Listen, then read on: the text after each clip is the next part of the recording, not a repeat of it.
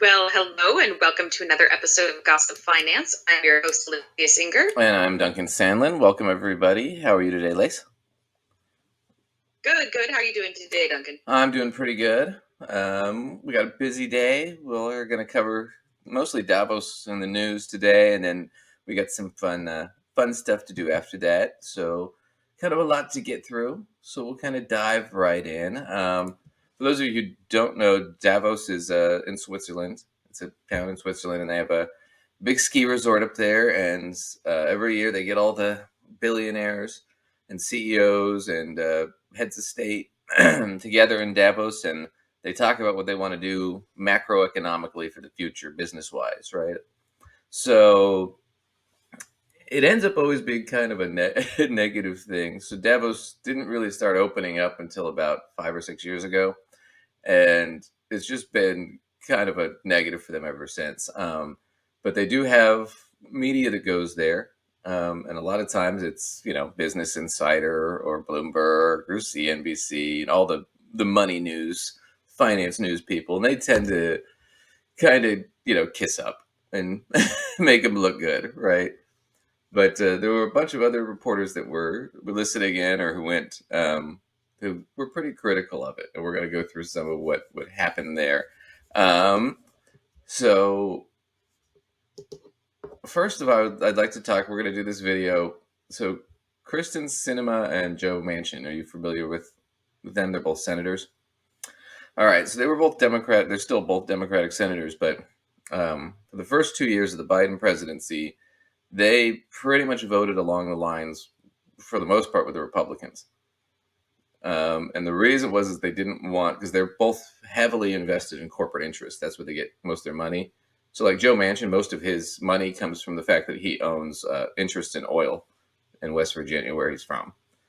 And he's a fairly corrupt guy, from what we know about him. But, that's where his interest is. Kristen Sinema is from Arizona, and she ran on more of a independent, sort of progressive platform, and then kind of flipped what she won. So she voted against things she said she'd vote for. She was the swing vote that stopped the federal minimum wage from being raised to $15 an hour. She was the swing vote that stopped that. There was also a swing vote on, and she's going to talk about, I have a clip of her talking in Davos with Joe Manchin. I wonder why those two got invited, because they're kind of an odd pair to get invited to Davos. But they're going to talk about, they wanted to keep the filibuster, which is what stopped a lot of legislation going through. Because on a filibuster, you don't just need 51 votes, you need 60 votes to even get it on the floor, right?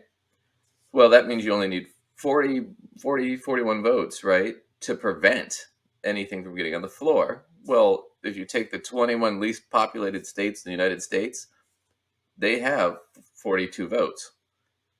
And they only represent 11% of the population. So it's really, they want minority rule is what they're allowing to happen. And part of why they were so avid on the filibuster was, especially Kristen Sinema, was she wanted to shoot down the Voting Rights Act to expand voting, especially for minorities. So here she is bragging about doing that at Davos and how wonderful it was to prevent black people from voting. So I think that this is an opportunity for us as a country to look back and say, is this... Wait a second. I'm sorry, I gotta pause. What the fuck is she wearing? It looks like carpeting. It looks like, okay, for carpeting it's kind of cool. I mean, it looks like that sort of old 70s shag. Sort of turn on my lava lamp sort of carpeting, but I feel weird about it as a shirt. Oh man, Cruella de Vil, she's I don't know fashion, so she must I have, don't know. She must have, fashion, tell me in the comments. She must have skinned a sheepdog for this one. Jesus, God, that's horrible. With those pink glasses, ugh. Partisanship serving us? I would posit to you that it's not. And so while some would say that there were reluctant folks working in Congress in the last 2 years, I would actually say that that was the basis for the productivity for some incredible achievements that made a difference for the American people in the last 2 years. We still don't agree on getting rid of the filibuster. That's correct. Thank you. Yeah.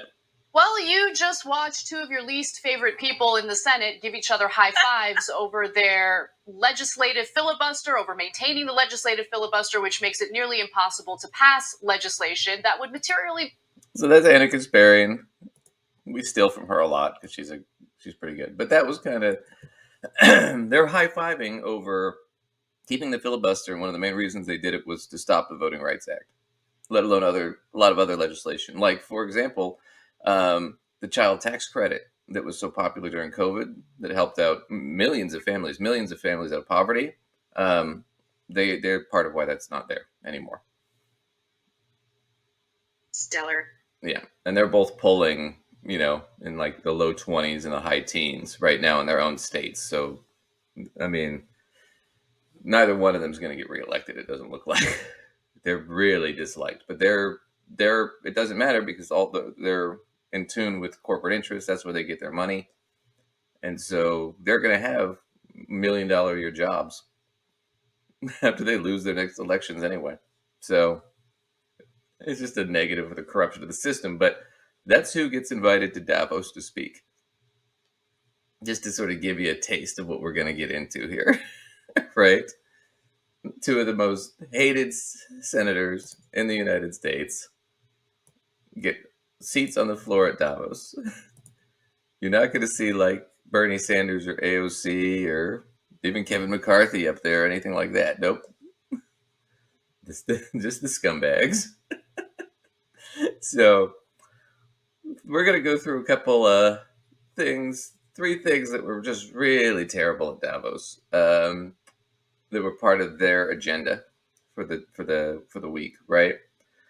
The first one was they kind of spun this thing where they wanted to discourage people from retiring in a positive way, so people would work longer. And part of this because we're coming out of the pandemic, like just in America, 1 million people died, so a lot of the workforce died from COVID. And you have this sort of gap in the labor market that needs to be filled, right? For employers' sake. And we'll get into why they want that so bad. But this is Ken Klippenstein, who's actually covered the whole Davos thing. He's reporting. He's on the Majority Report with Sam Cedar and Emma Vigeland. And he's going to sort of explain how the getting the old people to work thing went in the panels he attended. He wasn't in them. He attended them. Big point of discussion was retirement and the idea of like, I couldn't quite make it out. Is the idea that they're trying to figure out a new way of providing retirement, or they're trying to figure out a new way to eliminate retirement on some level and just have people work until, they're dead, essentially? Well, as they described, they want to disrupt retirement. So they have all these euphemisms that half of the work of this piece were just designed to decode and explain to people what it meant. But this was a recurring motif at a lot of these meetings with this. They're really worried. They're like, oh my God, people are growing older now and they're not dying as young as they used to. How are we going to get more productivity out of them? These are good years that we can be putting them to work. So in this one segment under, it's titled like the Davos agenda. They're explicitly saying, how are we going to change people's attitudes around work so that it's destigmatized for older people to go back to work. And of course, they cast it as kind of this empowering thing that, now grandma has more freedom in life and she can enjoy community that work affords and all these different things. But yeah, the line they're using to pitch it is people are living longer, so therefore changes have to be made. Grandma's got to go back to work, kind of thing. He sums it up really well there. So I want to hear your thoughts on that one, Lacey, because that was one of the big themes that they kept up with through the whole deal. I have to say, the idea that like everybody's agenda is how they can get more out of me, you, and everybody else is scummy. Right. It's really scummy. I mean, you all know who I am as a person. I'm somebody who wants people to wake up every day and decide what they want to be doing with their lives. And I'm sorry, at some point in time, it might not involve so much work and how much productivity you can pump out there for somebody else that you actually don't really care about. Right. I don't know that we need to be trying to put grandma back to work. Right. So he didn't quite quote it correctly. It was, the title of it was, "We desperately need to disrupt our approach to retirement saving." Right. Which means we have to find a way to cut people's ability to retire earlier, or to retire at 65 or whatever it is. 67 now is full retirement. And now we watched that clip last week about the Republican senator, telling everybody, well, yeah, old people come to me all the time and say they want to work longer, so we should make it 70 be the retirement age for Social Security. It's like, I call bullshit on that. Like, well, and you, listen, real quick before, literally, okay. real quick, you made actually the excellent point last time, which is, yeah, if they want to work longer, great. That doesn't mean they want to be forced to work longer because they don't have any money. Right. I have to say, I work with clients of all ages, people approaching retirement. I have a client that's 19. They run 19 to in their 60s, and not a one of them has said, I really just want to work longer. Right. Like, none of them have said that.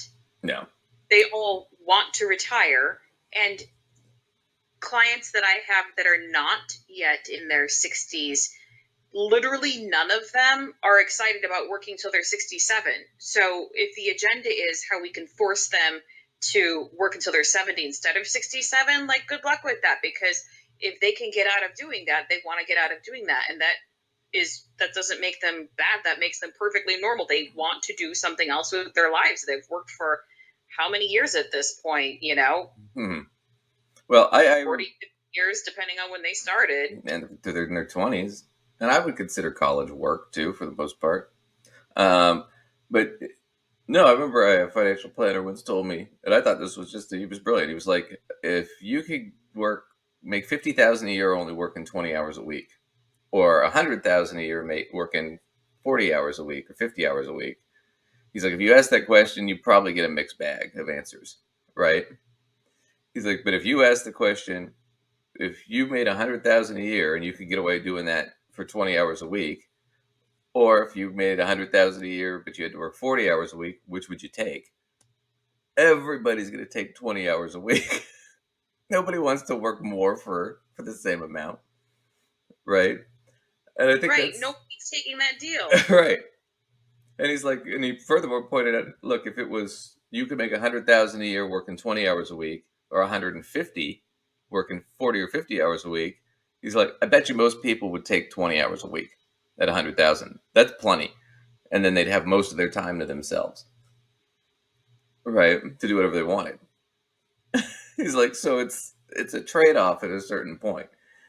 But I just thought that was funny, because this idea that this is the problem is we're afraid of a shrinking labor market and more demand for labor. That's essentially what the whole theme of this was. So the first step, let's talk about getting grandma back to work, because there's still a lot of old people that could potentially work, but they're retired, right? And a lot of them retired because of COVID. And they retired early with less because they were too afraid of COVID. And I had a lot of clients who it's like, well, I was going to wait 5 years, but screw it. This thing will still be going on probably in 4 or 5 years. So I'm out now. That happens in education a lot too. I work in education, and teachers that were like, well, I was going to do another 2-3 years, but forget it. Yeah. I'm done. All right. The next thing we were talking about is, the other thing they were talking about was what they called quiet quitting. And it's in relation to the Great Resignation. So these are two things. We're going to talk about them together, though, because they're kind of semi-related. So the Great Resignation was after COVID, once the vaccine started coming out, right? Because because we're coming out of COVID, there's a huge demand for labor, right? So now the workers have more leverage over the bosses, because the owners and the bosses need workers desperately. But the workers don't necessarily need to go back right away, right? So what ended up happening was a lot of people quit their jobs because they could find better, higher paying jobs because they could negotiate for more money because these people were against the wall. They had them over a barrel, right? I can ask you for more money than you'd normally be willing to pay or want to pay. So this happened where, I think it was like 3 or 4% of the population just up and quit their jobs, which was a huge thing. Most of them got better jobs. A lot of them went into business for themselves, but there was a huge amount of resignation right out of the gate, and it sort of continued. Now they're moving to this thing called quiet quitting, where people that couldn't really afford to resign but are disenchanted kind of with their work have sort of gotten to this thing where, well, I'm just going to do the bare minimum, right? And this guy's going to talk a little bit about the psychology behind it, but we're going to go a little bit deeper into why it happened. But here's this guy, Simon Sinek, and here he is. I think he's at a TED Talk, and he's talking about this. I think is it's a market correction. We know what happens to public markets when they become unbalanced, right?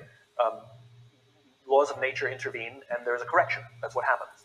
And I think what we're experiencing is a massive correction in the labor market, where for too many years, let's be honest, companies have taken advantage of their people, especially low-level employees, because they could, and they actually had attitudes like, if you don't like it, you're going to get a job somewhere else.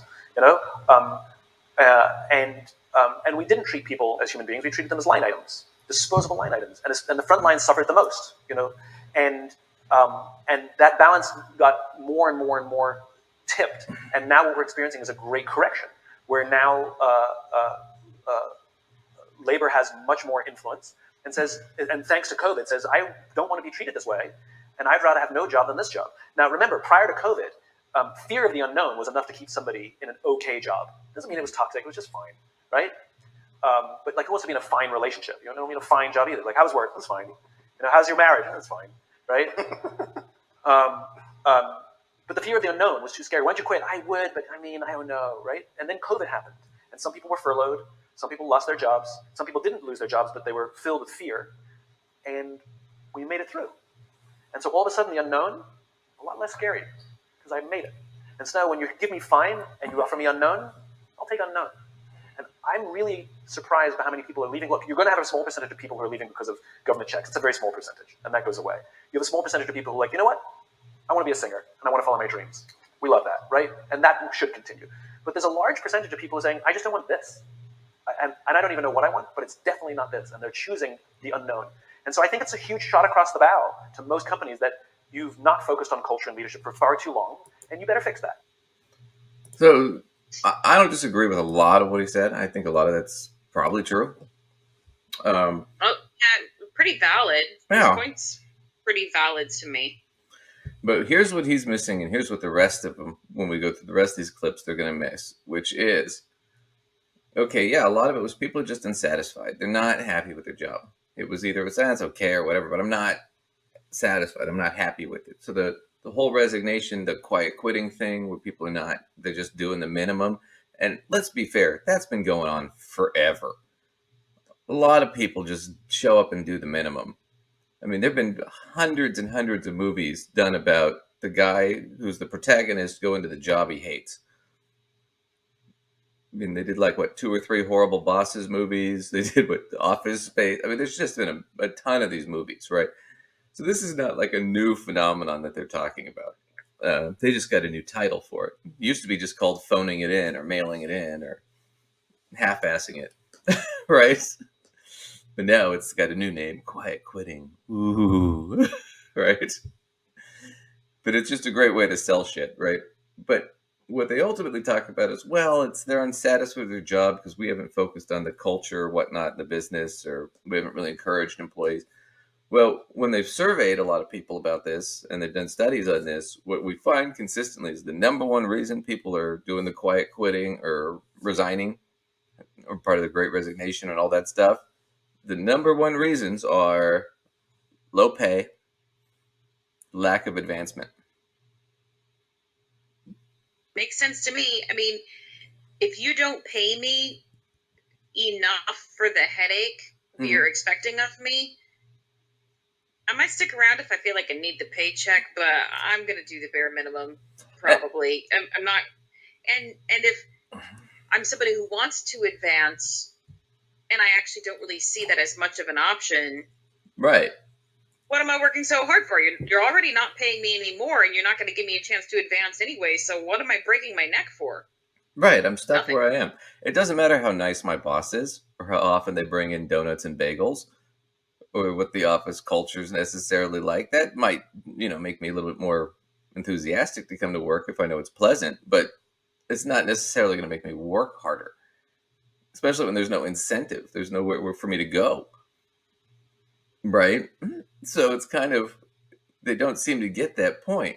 And what I think is so ironic about it, and he points this out from the beginning, and we'll get into this more, is what was it that caused wages to go up? Because wages have been fairly stagnant for decades, right? Wages had not hardly gone up at all for like 20 or 30 years.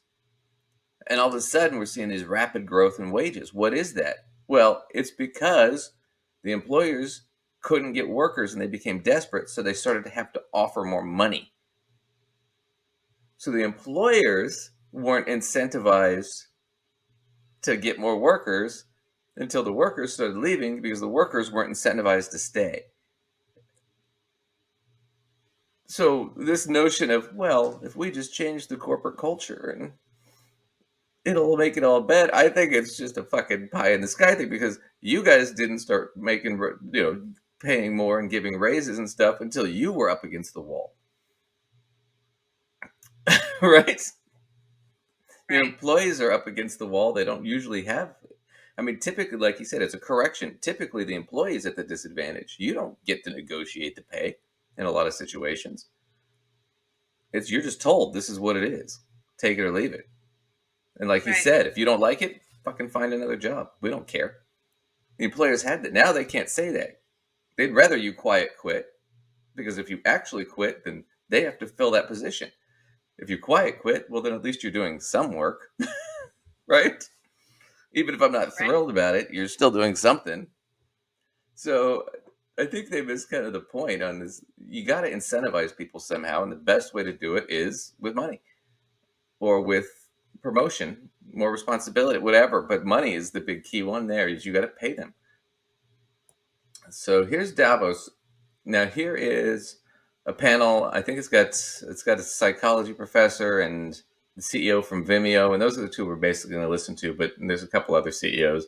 But they're talking about this quiet quitting phenomenon, and it's just so soft-soaked, but we're going to go through kind of what they're talking about here. So we just heard one guy's opinion of psychologically why that kind of happened.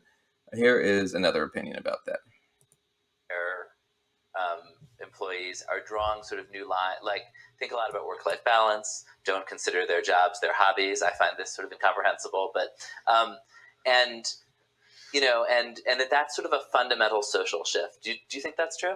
I don't entirely buy that it's a fundamental shift, in part because this has happened with multiple generations, right? So, everybody at some point in their career has said, well, I had to walk 5 miles or kilometers in the snow barefoot uphill in Davos of all places, which is torture, in order to get where I am, and you should have to suffer the same fate. And I think every subsequent generation has put up a boundary and said, no, we're not going to tolerate this kind of treatment anymore. We want to break the cycle.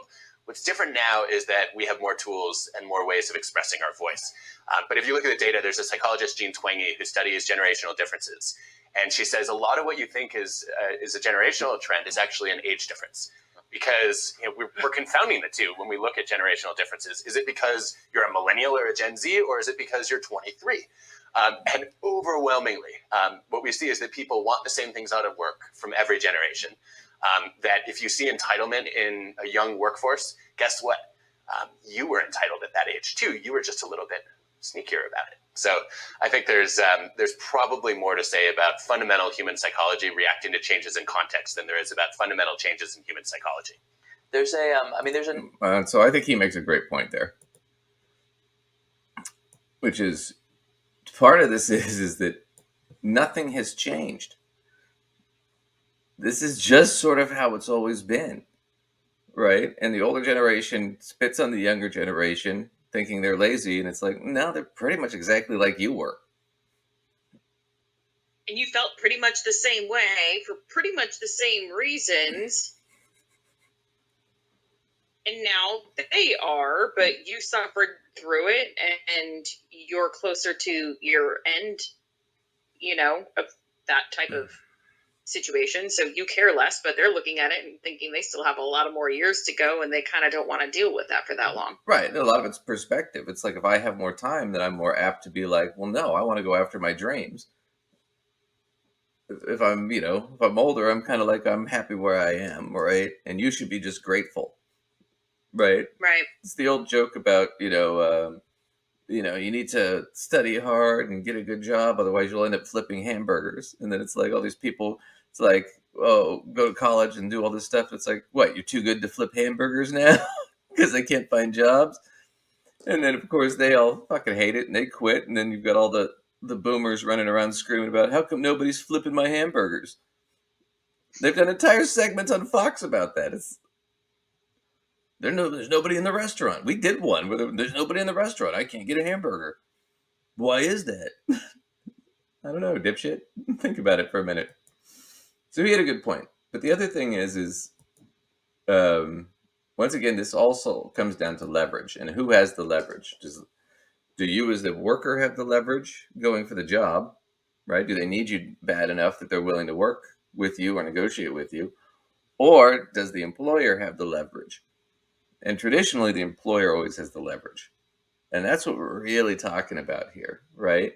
And they're freaking out because after COVID, they lost a lot of their leverage to set the price. Now the employees are saying, screw it, we don't want to work. We want to unionize if we're going to stay here and ask for more wages and benefits, right? That's where you've got like all the union busting going on with Amazon and Starbucks, that they're trying to stop the unions from coming in, right?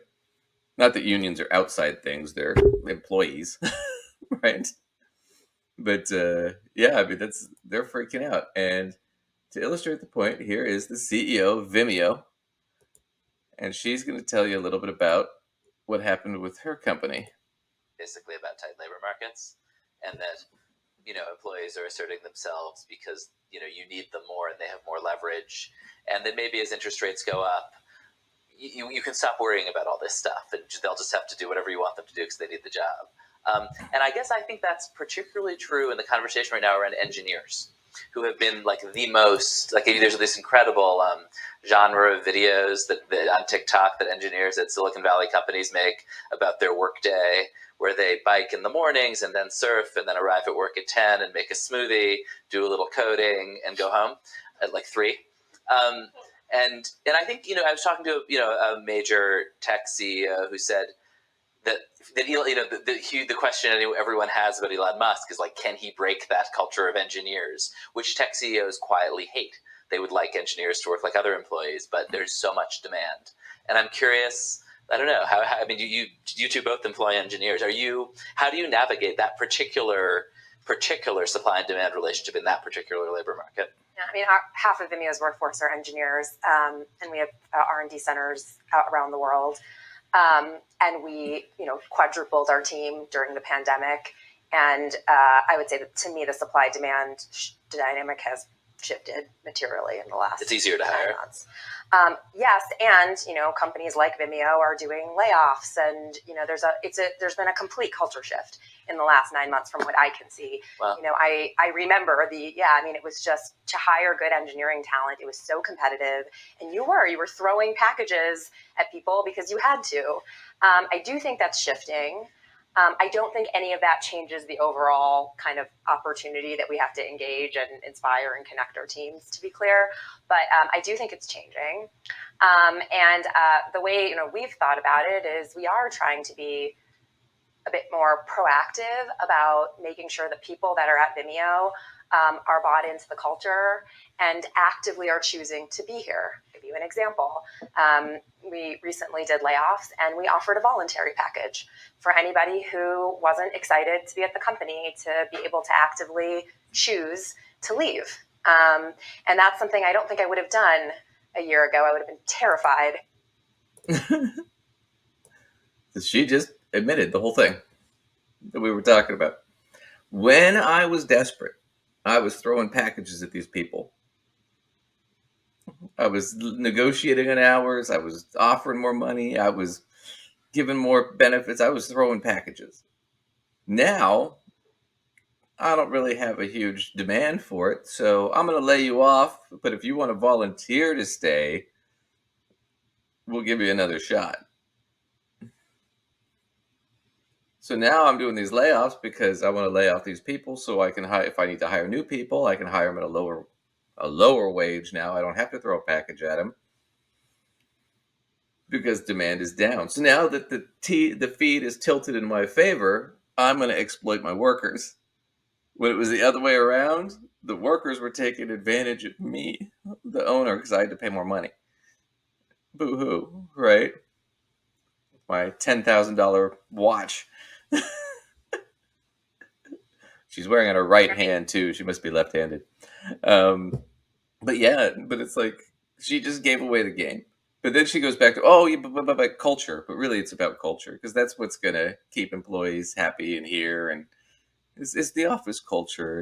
And it's really up to middle management to make the employees feel better. Right. One of the other things she pitched, which I loved when she was pitching, instead of doing emails, do face-to-face video calls, kind of like we're doing now, right? Kind of thing. Because it shows more connection and you can respond to them better because you can see their face and get vocal inflection, all that. I'm like, yeah, you're the CEO of Vimeo. That's what your company does. I mean, of course you want to, everybody should be doing that. I mean, it's all kind of ham-fisted PR nonsense that they're just spinning.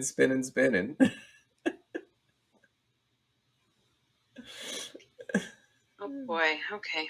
I don't know if you had any other thing to say about that, but here's where. No. All right.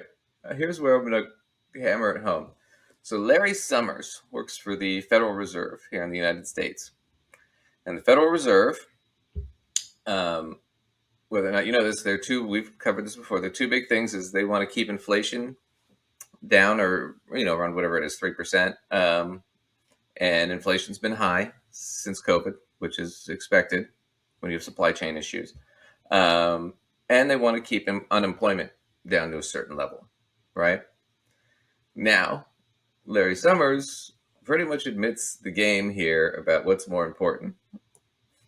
And I'm going to go through this. It's 2 videos, but we'll go through what it is. But here's Larry doing an interview at Davos. Global Wall Street has all come here to Davos, and another topic of conversation is the economy overall, where we are on inflation and the likelihood of recession in the United States and, for that matter, around the world. You've been warning about the possibility of recession for some time, even saying it's more likely than not. At the same time, things have been getting a little better on some of the eco numbers. Where are you right now? I'm still cautious, David, but with a little bit more hope than I had before. Soft landings are the triumph of hope over experience, but sometimes hope does triumph over experience. And we have seen some slowing of inflation indicators. At the same time, we've seen continued strength. And that's got to be what we all want to see. I still think it's going to be hard because we need a substantial amount of disinflation that goes beyond volatile components receding, but you have to recognize that the figures are better than somebody like me would have expected. Okay, so in layman's terms, sorry about that. So in layman's terms, what Larry's saying is, I've been predicting recession for a while now, for months and months and months. And it never came. And part of why we keep jacking up the interest rates is because we're worried about inflation, right? The negative to jacking up the interest rates is it causes more unemployment, typically, when you do that for long periods of time. And then the other thing it does is it causes it to shrink the labor market because businesses can't borrow as much as a whole, right? So it ends up shrinking the demand for labor. So now it gives businesses more leverage over labor.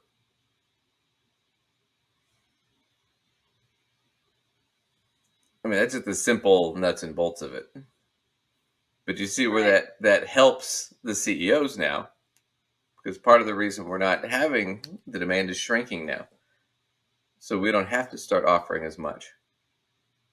Right, where you can afford to pull some of these moves, sort of like what she was admitting to.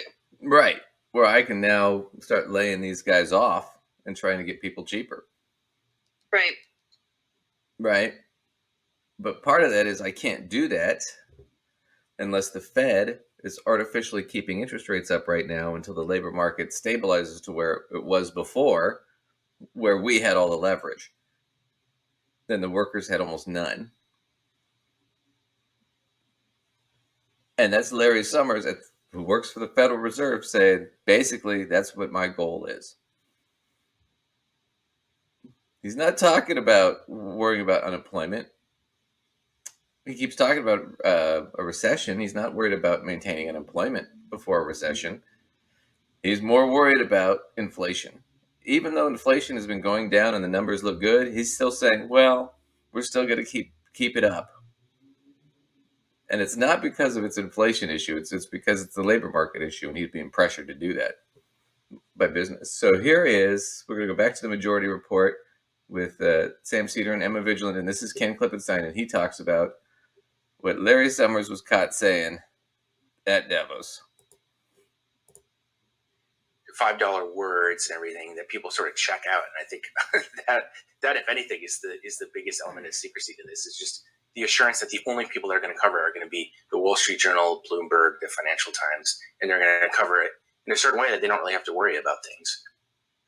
All right, well, let's go through some of these. And we should say Kissinger wasn't there either, right? Wasn't he zoomed in? I mean, zoomed in, yes. Yeah, zoomed in, sorry. Yeah, I think if there aren't countries where Kissinger isn't allowed to go without getting arrested, I think that's a mistake. But Henry Kissinger did a speech about keeping peace or something, which is really kind of funny that it was Henry Kissinger, Mr. Let's carpet bomb him. Right. All right. Yeah. So they're making jokes about that.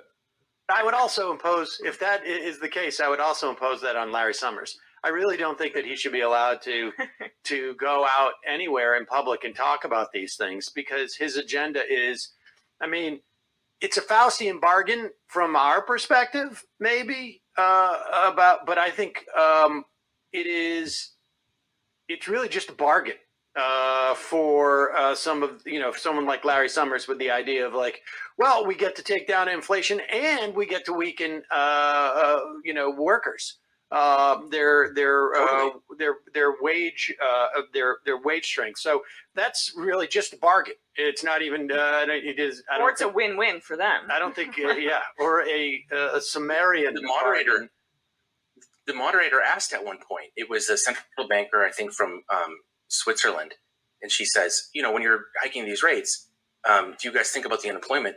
And he explicitly said to her, it was like, no, we're looking at inflation. We don't. You just said like that's not really our job. Like we don't really care about that. And if you look at and that's kind of the point I wanted to get to, is it is their job to look at unemployment, but that's not their goal right now, because that's not where the interest is. Right. And so what it ends up being is, this is how the balance gets, you get to a situation like COVID, and a silver lining from that is the balance shifts where workers now have more leverage, and you start to see more people unionizing, asking for higher wages, quitting their dead end jobs, right? Trying to go off and start their own businesses or getting better jobs. And it upsets the upper class. It upsets the CEOs, because now they have to pay more for that same labor than they normally would have to.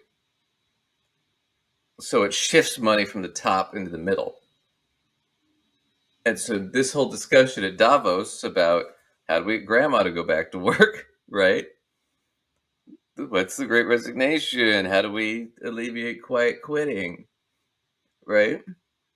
All this stuff that they're talking about, and interest rates, and at the end of the day, what they're really talking about is how do we get control of the labor market so we control the wages, not them. Right. At the end of the day, that's what's freaking them out. Because otherwise it means it's going to cut into their profits or their income. Heaven forbid that the CEO give up $2 million a year to hire more people. Right. That are qualified at a good wage.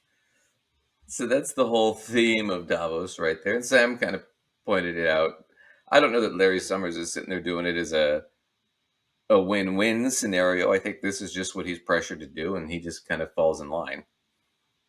I don't really think he's, I don't think he's thinking. I think a lot of times, too, with these guys, they think about it in economic terms. And in economic terms, all money is equal, and it's not entirely like that. Like, so there's a difference between like white money and green money. White money would be like money on paper, like a contract or something, and green money is money you can spend. And it's like, well, for an economist, those are the same things. For you and me, it's not. I can't sell my contract or trade my contract for groceries, right? Green money is a different thing. And so when you're talking about, well, yeah, we're raising interest rates, that's really just white money, but it's all the same on paper. It's like, well, yeah, but it takes away green money from people that need it. Right. Right. So I don't think Larry Summers thinks about it in any real deep sense. I think he's just going through the motions. But anyway, so that was Davos and all the fun stuff that happened there. You have any other comments on that? But no, that was pretty much the theme of it. Anyway, the theme: how can we control the worker? I mean, in half the time at Davos, that's the theme. Yeah. The other thing there was how do we avoid paying taxes? That's usually what Davos is, right? Anyway, we're done with that. Do you mind if we take a quick break and then we'll do the fun parts? Yeah. Right. Sorry. No problem. All right, so we're back, and now that we've covered the important news of last week with Davos and stuff, we're gonna cover some just less important stuff, just a palate cleanser, right? I don't know if I'd call this Let's do something that's not important. Not important at all. I don't know if this is a palate cleanser as much as in a stale pickle, but here we go. So, all right, stale pickle. Stale pickle. So, the Learning Channel. Important stuff is going on at the Learning Channel. Oh my God, are we going to watch 90 Day Fiancé? No, but here's what it is. So, the Learning Channel, under 90 Day Fiancé, that Lacey just mentioned, which is a really sleazy reality show. Hey now. Hey, okay. Some of us enjoy 90 Day Fiancé. I'm not saying that it's not enjoyable. I'm just saying it's usually really creepy Americans trying to con foreigners to marry them so they can get green cards. And have you actually watched this show? Only some of them are creepy. Many of them are not. Okay, I've seen clips, so I've only seen the real creepy ones. So. All right. So any of you who are on 90 Day Fiancé, I am here. I am defending you. Right. Okay. Anyway, nonetheless, 90 Day Fiancé, huge hit, huge show, gigantic, right? Shot TLC from being like kind of a channel to 10th on the Nielsen rating list. The 10th most watched channel was TLC. They're 10th? They were. It really is 90 Day Fiancé. They were in 2020, and the 90 Day Fiancé ended in 2020. And in 2021, their viewership dropped by 25% the following year. So huge drop. And then everyone was 90 Day Fiancé, and then they pulled it. Yep. So 2021, bad year. 2022, bad year. So they had to have something to start off 2023. Just bring back 90 Day Fiancé. We'll come back. Well, but they needed something new because 90 Day Fiancé was kind of tapering down, right? So they needed something new. And so they came up with MILF Manor. Shut the front door. What is MILF Manor? I mean, I clearly know what a MILF is, and I'm sure our viewers do too, but... Mother, I'd like to... Yeah. Yeah. Sure. Yeah. I don't need you to break it down. We know what that is. No, but it's fun. It's fun to break sure it down. Any of our viewers can Google it. But what is MILF Manor? So they got a bunch of women, like a dozen or so women in their 40s and 50s, who are looking to hook up with like 20-year-old guys, right? And they put them in this, I don't know, this like chateau or something in the tropics somewhere, the Caribbean, I don't know. And oh wait, this with a bunch of 20-year-olds or yeah, whatever, with a bunch of 20-year-old guys to hook up with, right? And that's the reality show, except for there's a big twist to it. And here's the big twist. Okay. I'm so scared. Okay, what are we about to see here? This is the big twist. So, it's the guys, the MILFs. Here we go. That's my mom right there. ¿Qué haces aquí? Dios mío, de mi vida. Oh my God. I just saw straight to Jose's eyes and just stay there for a couple of seconds and say, what is this? I am really confused right now. What is really happening? Nobody wants to go on any, I'm loosely going to call dating show. Hooking up show is what it is. Hooking up show, dating, hooking up, whatever. Regardless, I don't have any children, but I don't want to go on any of them with any of my children. So that's the twist, is each of the guys is the son of one of the MILFs. I guess that each guy is related to by birth. Okay, so, but on, oh boy. So on these varying dating / hooking up shows, whichever variation they are,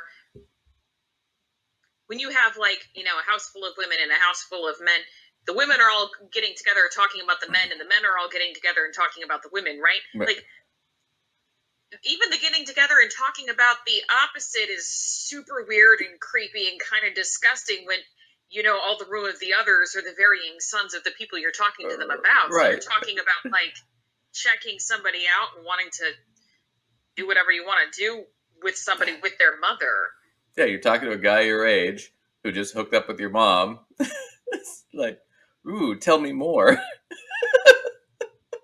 and you're talking to a woman about this guy and the feelings you have for him and how much you want to do whatever you want to do, and it's her son. Like, oh no. Oh, yep. No. That's their big home run swing for 2023 to get their ratings back. And it just kills me because if you think about it for like a couple minutes, there's no way you could do this with fathers and daughters. There would be fucking fist fights and yeah, you can't tell me that half those dads wouldn't be punching each other's lights out. Which is funny because they're all doing the same creepy thing as each other guy.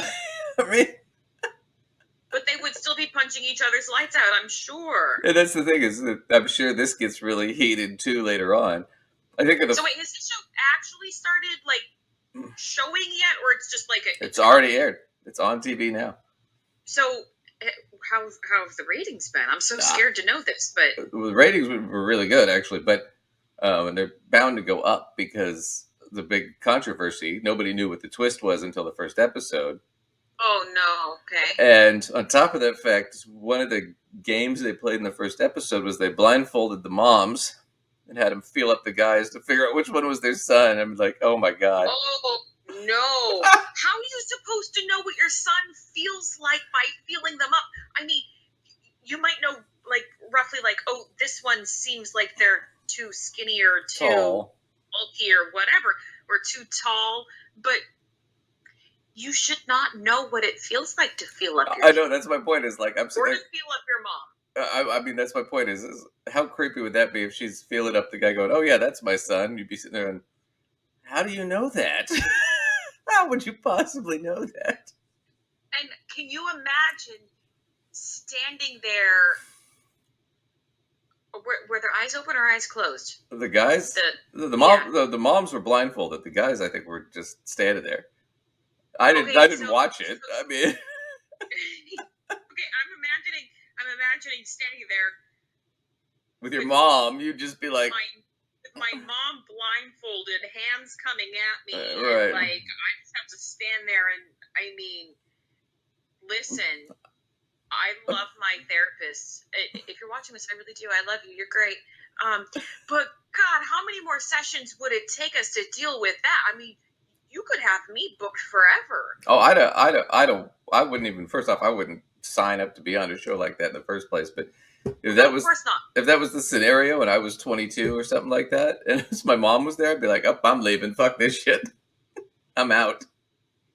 You're like, have fun, Mom, but I don't need to know anything about I'm it. done. Don't tell me about it. Vacation pictures from this. Nothing. No. I'm out the door. No. Oh man. I also have to mention, because this is, you know, that this went through a process where it was pitched and they voted on it, and I just can't. I have to imagine how the pitch meeting went, where somebody was like, "Okay, we need something really, really racy to match 90 Day Fiance to get our ratings up. What do we got? What do we got?" And the guy goes, "Well, we kind of got something here. All right, Johnson, tell me what you think." All right, now hear me out. Okay, our biggest ratings, and this is true, come from, for TLC, come from mostly from the East United States, right? Mostly conservative areas. All right. Now, we did some research on Pornhub, the porn website. Hear me out. And according to Pornhub, hear me out, the two most sought or searched porn genres, hear me out, are MILFs and incest. Hear me out. We get a bunch of MILFs and we put them in a chateau together. They're looking for guys in their 20s. Hear me out. We get a bunch of guys in their 20s. Big twist, the guys are their sons. Done. Pitch. And somebody, God damn it, Johnson, you're a genius. We're doing it. And a whole room full of people go, this is a great Good idea. Like, that scares me. It scares me that there was a room full of people that were like, I will sign off on that. That is programming I want to bring to the world. But the thing about it, too, is they know it's going to drive ratings because it's so controversial, right? So, yeah. But that's TLC. Pulling out all the stops. We'll see where it goes. I mean, so I feel like this TLC is like on this sort of weird arc where they're kind of like going the way of Jerry Springer, like minus the talk show thing, but like the Jerry Springer of the reality TV sort of something. Because I remember back in the day, sort of, I'm going to loosely call it toward the beginning of reality TV, and that's not a research term. It's just from in my head what seemed early days. Right. You know, I watched some things on TLC, and I, like anybody else, am just curious about glimpses into the lives of people who are different from me. And so I think that's where people are interested in reality TV, because they either can see themselves in people, or they can see people who are very different from them, and they're curious. But I was watching things like John and Kate +8 being like, oh man, having that many kids would be a handful. Yeah. How do they manage that? But the truth of the matter is, whether you liked that show or not, or think she was great or not, people had different opinions of her. It was really pretty tame compared in terms of what its content was, you know? Right. And they had a lot of other things. I'm not going to go on a list of what they are, but a lot of other things that I would, watch or see here and there. They were all pretty tame. Right.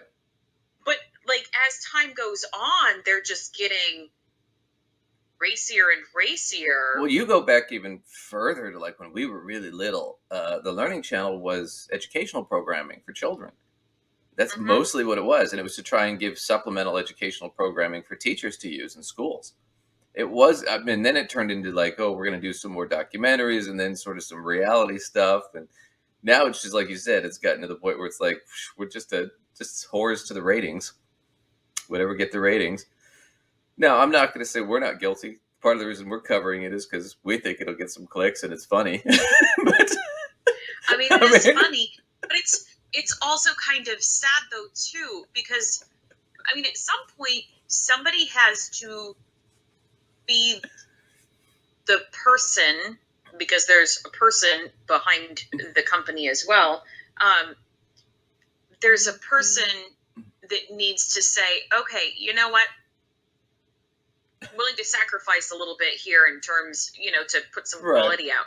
Because the reason we all watch reality TV, in addition, I admit there's nothing I'm watching right now in any faithful manner, but I've watched plenty of it.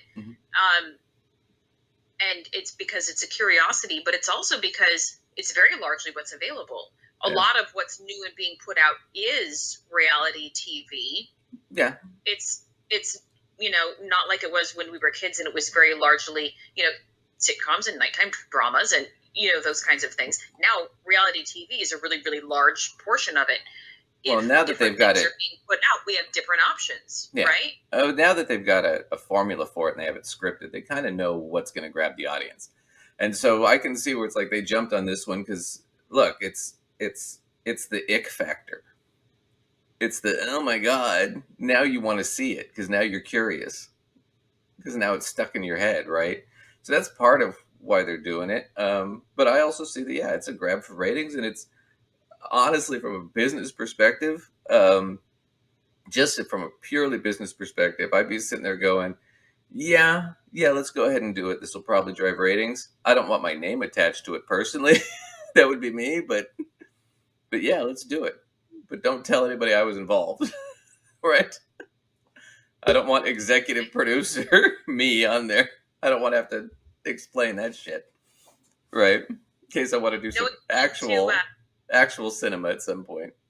No one's willing to take a ratings dive in order to put out things that have more quality, in order to find out if people will go to things of more quality. Well, people do, but it's usually it's not channels like TLC, which it kind of goes into our earlier thing about having leverage, right? Like HBO can take a huge risk and blow a ton of money because HBO has a ton of money. Right. And so they've done that many, many times and it's worked out. I mean, but early on in HBO's career, what was the show that got them there? Was Taxi Cab Confessions, which was really, really raunchy and, so, I mean, it's, you got to think about it from different perspectives. I mean, TLC is trying to compete with the big boys and they don't really have the budget, so they got to work with what they got. So I'm not knocking TLC or the show or anybody on the show. I just think it's really sleazy, and it's one of those things that's going to be a little bit of a stain on their career forever. Everybody was really directly involved. So anyway, MILF Manor on TLC, the learning channel. Yeah. Learn how to hook up with your mom's friends. Because that's not at all freaking creepy. Right, or learn how to hook up with your friends' kids. There you go. Just like in porn. Anyway, so we'll do one last thing real quick. We'll do a little quick cage match with Dave Ramsey, and I don't think Dave is in this. We haven't seen this one yet. Just to qualify, we're just going to do it. But the title of it is. We'll see. I have any sort of a blind ringside commentary here. Yeah. So the title of it is the guy who's calling in, his wife thinks that Dave Ramsey is a scam. So let's see their justification.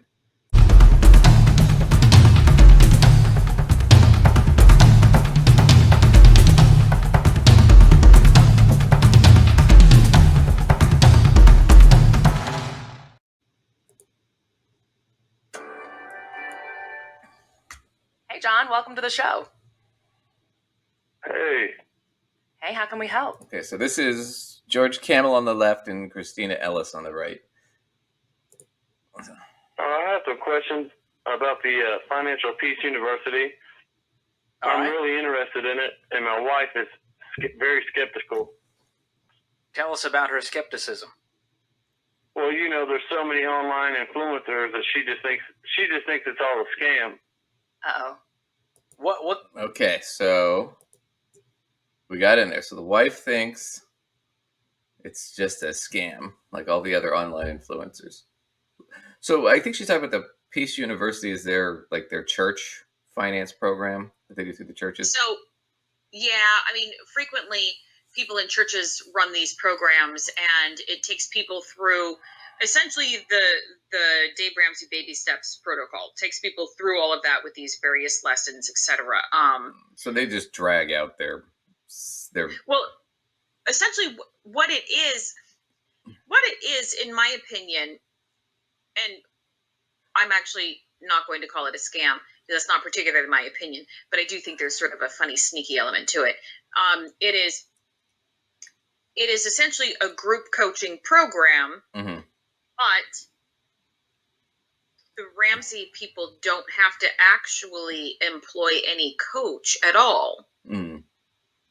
So, but they get money from it. They get royalties from it. Yes, they do get income from it. You have to pay to take the program. They get royalties from the program. Right. Right, and essentially somebody volunteers to run this group. So the person who runs this group isn't necessarily getting paid. Doesn't get paid, and all the people who are in this group are paid. And the person who runs the group also doesn't necessarily have to have any expertise or whatever per se. They're sort of like the group leader. Right. But that way, Ramsey basically gets people to run it themselves and just pay them for their system, as opposed to when you decide you want to do some sort of a financial coaching situation, you're supposed to get the expertise and the experience of the person. Right. But Ramsey is benefiting financially, but they're not. That's not in the equation. There's not a person. Right. That's well, there. So it's a little bit of a pyramid from what it looks like from what you're explaining to me, because Ramsey makes money, right? Their company makes money. The person who's leading it not necessarily is getting anything. The people who are involved are all paying to be there. Right. Right. And the idea is that you get this out and they teach them how to do it, and they teach more people how to do it. And in the meantime, they're probably also pushing his books and his products and all that shit too. It's part of the program. I would imagine that's in the syllabus. Right. I mean, I imagine so. I haven't taken this program, but they have their own app for budgeting, which the people who take this program swear by. I've never used it, so I don't know if it's good or not good. And hey, use an app for your budget. I'm cool with that. But there are free apps you can get to use for your budget that are probably just as good or better. I think it's a relatively low fee or whatever monthly for their app, but there is a fee for that. I believe it's a monthly fee. Yeah, but even if you're paying $2 a month and you have a million people doing that, that's easy money. Right. And then there's obviously their books, a whole slew of their books, and those obviously they make money off of too. So, there are quite a few ways in which Ramsey benefits from this whole thing. Well, that, and he does a ton of advertising for insurance companies and other stuff, so I'm sure that a lot of that gets pressed too. So yeah, it sounds a little bit like the pyramid, where you're trying to get more and more people to pay into it, and really the only person collecting is the people on the top. Everybody else is just sort of there. Well, the only difference is there's really no downline sort of situation. I mean, theoretically, somebody who took that could decide they wanted to run a group or whatever if it helped them a lot and they felt inspired or whatever. But there's not any benefit to the person who's deciding to run a group, with the exception of they just believe in it and they volunteer and want to help people. It's like a goodness of your heart sort of volunteering to do this thing. Sure, but I've seen advertising where Dave has said, well, if you want to be a financial coach, we'll teach you how to do it. And I think a lot of it is you do the Peace University for a while, and then you go off on your own, and then you pay royalties to them. And so it still seems like a little bit of a pyramid.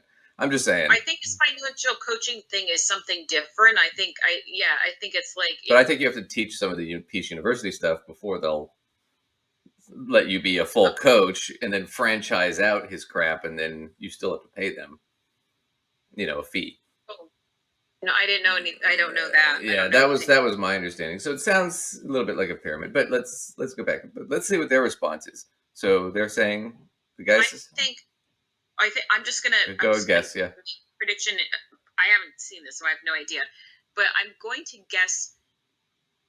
This doesn't make me any real genius here to guess this, but I'm going to guess that they're probably going to really talk about the millions of people that they've helped, yada, yada, with their books and their courses. They'll probably, start talking about how many people have enrolled in it.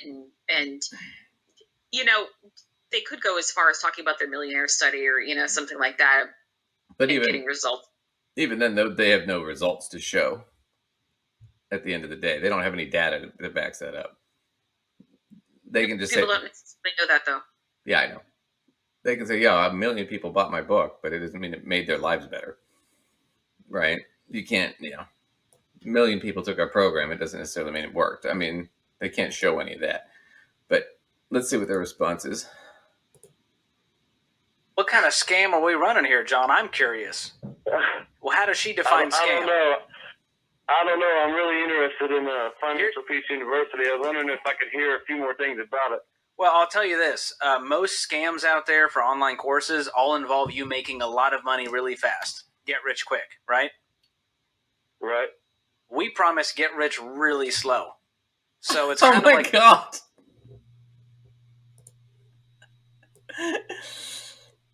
All right. So all the other scams are get rich quick. We're get rich slow.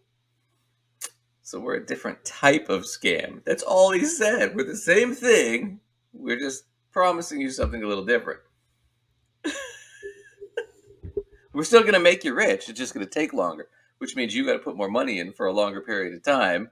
And when you get there, it'll be so long in the future, you really can't say anything. Wait, is that the end of that, or we don't know? No, we can keep going, but he basically just said, yeah, we are a scam. We're just a different type of scam. I don't feel like he said that, but that's what he said. He doesn't mean, that's not what he thinks he said, but that's how that's not what he said. But that's what he said. He said, we're doing the same thing. Let's see what else he says. We're just promising it's going to take forever. The opposite of a scam, because it actually involves you doing hard work and us doing very little other than telling you that you can do it and showing you the path. And so this is... So that's another point. I mean, God, we got to break this down. See, where other scams promise to do the work for you, we promise to do none of the work for you, so we're not a scam. So you're paying us, but we're not doing any work. But we're not a scam. Jesus Christ. Simply, this online course was something Dave Ramsey has been doing for 30 years now. 10 million people have gone through Financial Peace University.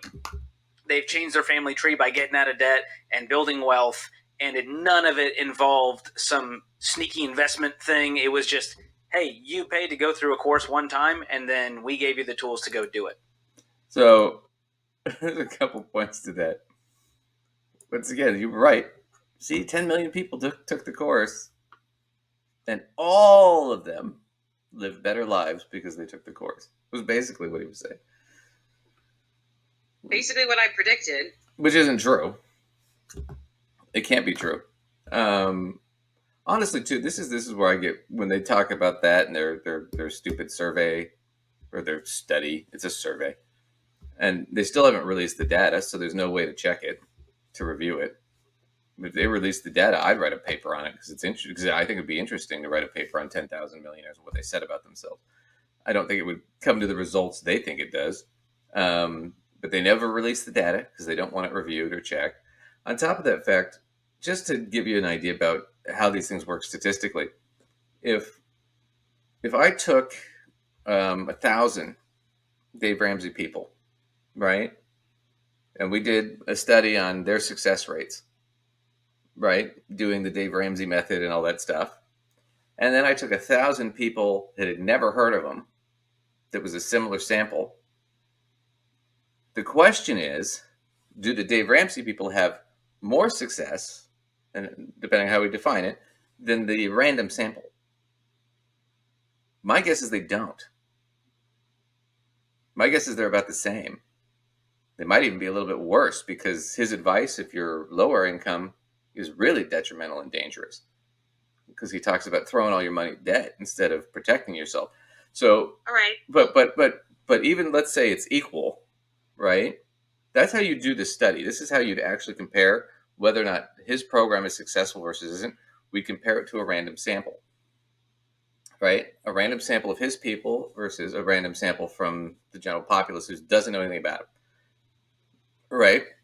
And if there's no difference, then the bottom line is you're just as well off doing the Dave Ramsey program as not doing the Dave Ramsey program.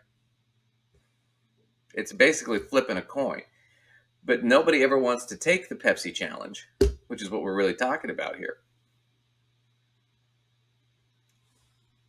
Well, there's also a question of what demographics largely are being served by him. Mm-hmm. And I'm not going to suggest any of them are bad, but if you want to sort of survey the people he has helped, mm-hmm.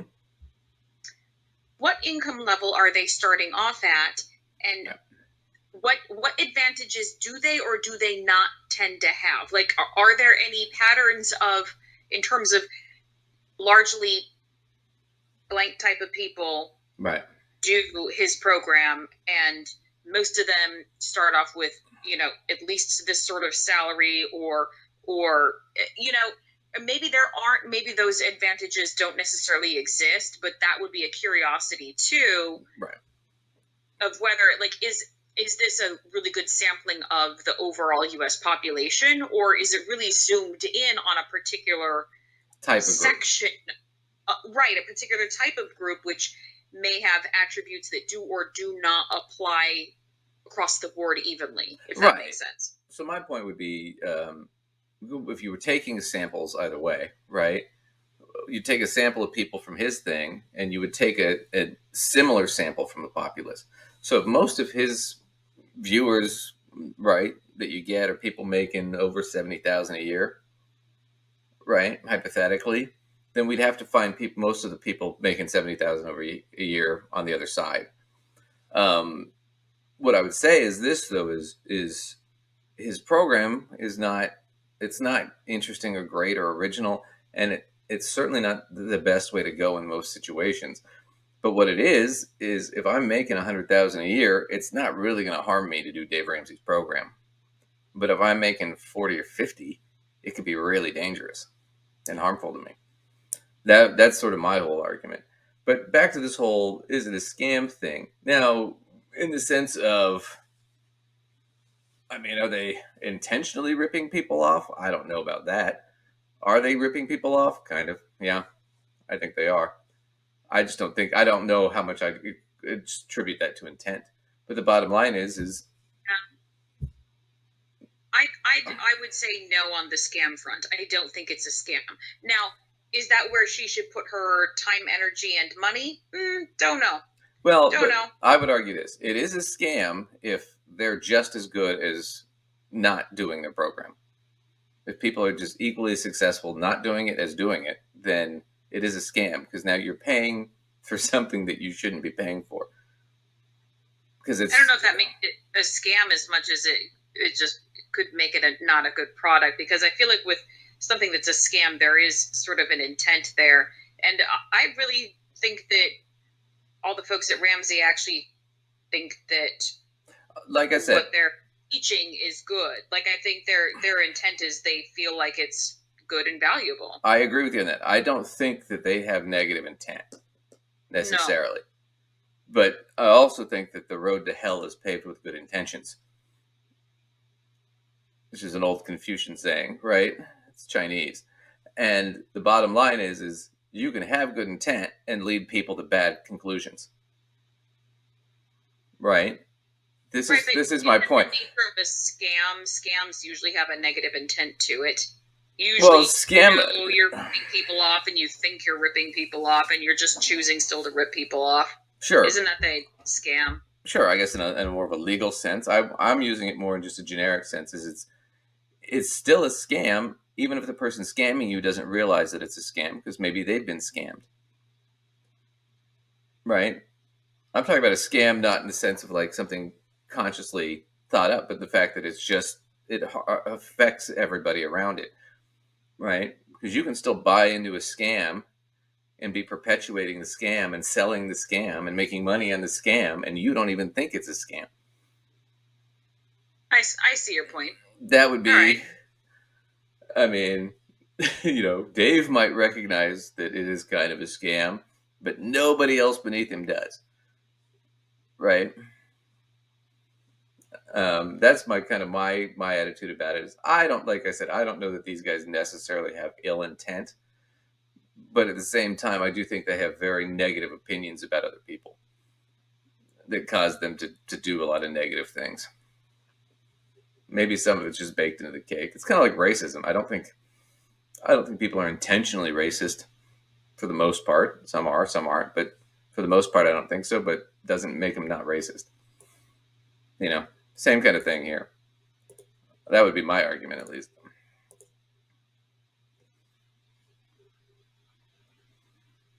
I want to hear more, and this may just be my own curiosity, but I want to hear more about the scams that she's running into. So is it, I mean, obviously there might be she hasn't ran into any scams. She just thinks I'm crazy for listening to things I hear online, Well, most of the stuff we put out there is free.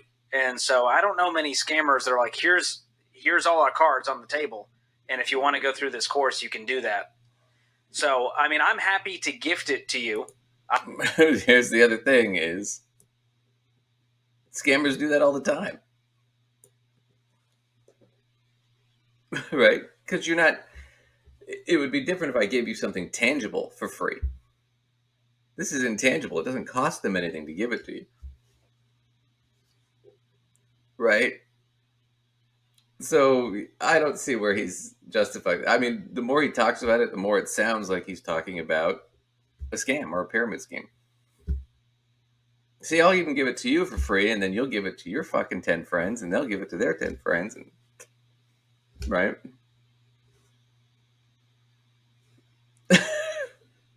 I mean, I don't see where he's getting. He just makes it sound worse, in my opinion. Well, here's my thinking. I do not think it's a scam. By my sort of definition of scam. I also don't think he's doing a good job of explaining it not being a scam either. Like, there's not anything he's saying that's doing a good job of conveying why it isn't. Why do you think it's not a scam? How about that? Let's put it that way. Maybe how would you phrase it? I don't think it's a scam because I think it's just like paying for any other course. You're paying to take some sort of course. Sure. Right? If you want to learn the things that are in that course, you pay to take it. Okay. So it's whether or not it proves to be useful to you or applicable to your life later is neither here nor there as far as I'm concerned. And I do think intent counts because I think that they think that what they're selling is good. And I think it's also kind of up to the consumer to evaluate whether they think that that's useful to them or not. Sure. Where this husband and wife is having a problem is he thinks it'll be valuable and she doesn't. So I don't know if that makes it a scam. I just think it maybe makes it something that's not a good idea for them because she doesn't feel too good about what she would be learning there. She doesn't see that there's any value in what they have to teach. But I don't know that I think that qualifies as a scam. So here would be my argument, just to define it a little bit closer. So if I'm selling a course on whatever, let's say financial course, just to make it easy, and I say, okay, this is my financial course, it's going to teach you these things, blah, blah, blah, take it or leave it.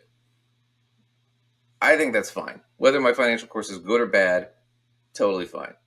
Right. This is the stuff that I teach. Right. The intent is for you to take it and to be able to use it for these purposes. Where I think you start to get into sketchy territory, scam territory, as it were, maybe not legally, but definitely near it, is when I say, here's my course, it's going to teach you these things, and if you follow these things, you'll be rich. I'm going to make you rich by taking this course. Now I think I'm in scam territory because I'm promising something I can't promise. That's where I think he steps over the line, and I think the Ramsey crew steps over the line. Is it's one thing to say we're offering our financial course, and it has helped people, or we think it's good, or blah, blah, blah. It's another thing to say, we're going to get you rich. We're going to get you back on track. We're going to change your family tree. We're going to do all these things, blah, blah, blah, blah, blah. It's promise, promise, promise that they can't make, that their course is somehow going to do this. And then, of course, you get into the course, and it's buy my books, and buy my apps, and buy my other shit. And tell your friends, right? I don't have a problem with any of that. It's we're promising something we can't promise. That's where I think we get into scam territory. I'm not saying that legally it's a scam, but it's the same thing as Dr. Oz. You can't get you're saying that the selling of the course in and of itself is not particularly a scam. You feel like they cross the line over into scam territory with the way they, on their show and in their materials, are always boasting that this means you are going to end up with XYZ results. This is the same. This is the same thing that happened to Dr. Oz, where he got in trouble with Congress. And it's not technically illegal what he did because he didn't profit from it. But he'd go on his show and he'd say, okay, buy this supplement, right? The supplement's supposed to help you lose weight and do all this stuff. He could say that but once he starts saying, this supplement is proven and it will reduce you and you'll lose 40 pounds in 2 months if you buy this supplement. Now we're in scam territory. It's more about how you market it and less about what you're selling. I mean, I could sell pet rocks. I don't have a problem with that. But if I tell you the pet rock is going to, make you a rock star, now I'm, if somebody buys it because of that, now I'm kind of tricked them, haven't I? I would be curious about this caller, what her reasons are for feeling like it's a scam. And she may not be able to articulate it so clearly, but I wonder if it is, as you are suggesting, that it sounds like snake oil to her if all I have to do is blank and I'm going to be rich. Like I wonder if she feels like, because you're guaranteeing me this result, it's like a snake oil sort of situation. Right. As opposed to simply offering a financial course. Here are the skills that we teach in this financial course. Right. And that just being it. Right. And I think I wonder if it's a result-oriented thing. I don't know what the guy's wife thinks, and he's not going to be able to articulate it super well. And even if he does, it's hearsay. But I would think there's a difference, once again, like we make this point all the time. There's a difference between what you offer financially, what I offer financially. You offer financial course as a coach. You're not promising to make these people rich or successful or anything. You're just promising to help them manage their finances, right? I'm a financial planner. When a client comes to see me, I'm going to help you try to achieve your goals in the most efficient way possible financially. I'm not promising I'm going to get there or get what you want. I'm not promising I'm going to make you rich. I'm just telling you this is what we're going to do to try and get you where you want to go. There's a difference there. One is, this is what I am on the contract, on the agreement, whether verbal or written, right? The agreement is, I am going to do my best to help you. And this is the work I'm going to put in to help you. As opposed to him saying, we don't really do any of the work. You do the work. We're promising to make you rich, which we can't guarantee if you do the work, right? And you pay us money for that. And in return, if they fail, their argument's going to be, well, you didn't become rich because you didn't really do the work. That sounds like a scam to me, because at the end of the day, even if it fails and you go back to them and say, hey, it didn't work, what you promised me is bullshit, they're going to sit there and go, well, you didn't really do the work, so it's on you, because we weren't doing any work. We were just telling you what to do. That sounds like a fucking scam, because that's really what he's talking about. And that's why I said when he opens with that, well, these guys promise to make you rich quick. We promise to make you rich slowly. See, completely different. No, it's the same thing. You're promising the same thing, just at different time intervals. And the beauty thing about saying we're going to make you rich slowly is if you're not rich in 2 months, they can say, well, it's going to take 30 years. As opposed to the get rich quick guy, hey, it's 6 months and I'm not rich, man. That guy's now got to bail.